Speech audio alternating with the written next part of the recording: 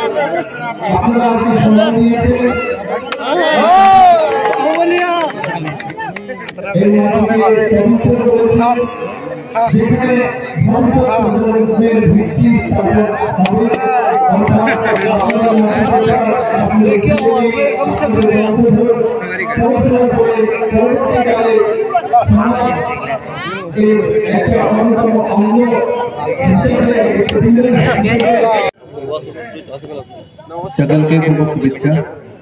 আজকে আমাদের মধ্যে উপস্থিত আছেন সভাধিপতি মহাশয়, MLA সাহেব, जिला परिषद मेंबर साहबरा, पंचायत समिति सभापति और अन्य अधिकारी BDO साहब, IC साहब एंड DSP যিনি এলাকার দেখেন। আজকে এখানে রাখা হওয়া এসে খুব সুন্দর লাগছে, এত লোকজন আছেন और एक সুন্দর পরিবেশ। কিছুক্ষণ আগে আমরা পুলিশ পার্টি আপগ্রেডেশন প্রোগ্রাম ছিল, তারপরে আজকে এই স্কুল যেটা একটা ইংলিশ মাধ্যম স্কুল আছে HS পর্যন্ত। আপনারা এটা জানবেন কি এই সময় আপনাদের করণদিঘি থেকে খুব ভালো ভালো জায়গায় স্টুডেন্টসরা আছে যারা একটু সুযোগ পেয়েছে। আমি জানি নিজে চিনি কোনো কোনো ভালো ডক্টর আছেন যারা SSKM MD করে চলে এসেছেন।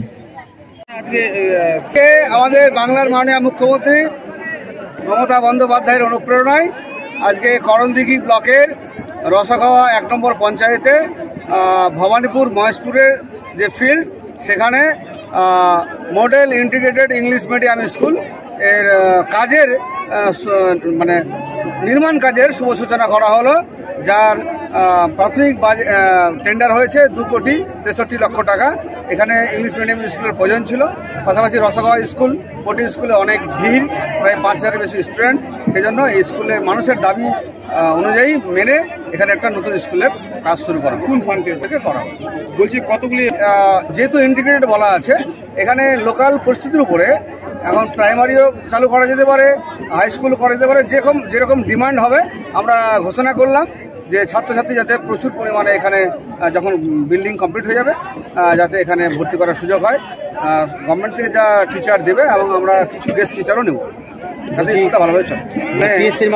মানে পাবলিক ডিমান্ড যেভাবে হবে সেইভাবেই কিন্তু মানে আমরা চাইছি অ্যাডমিশনটা হলে 40:1 টিচার দেয়, এটা নিয়ম আছে, মানে 40 জন ছাত্রের এগেস্টে একটি করে শিক্ষক দিই। সেই কতগুলি আইনি সমস্যা আছে সেগুলো আমরা শীঘ্রই মেটানোর চেষ্টা করছি। আজকে এই model school, English medium model school, এখানে 2,63,00,000 সম্ভবত টাকা বরাদ্দ হয়েছে, টেন্ডার হয়ে গেছে, এজেন্সি কাজ পেয়ে গেছে। এজেন্সির নাম হচ্ছে সানশাইন এন্টারপ্রাইজ। এজেন্সির লোক এখানে আছে। আজকে আমরা কাজটা শুরু করার যে উদ্বোধন সেটা করছি। কাজ 2-1 সপ্তাহের মধ্যে কাজ তারা শুরু করবে।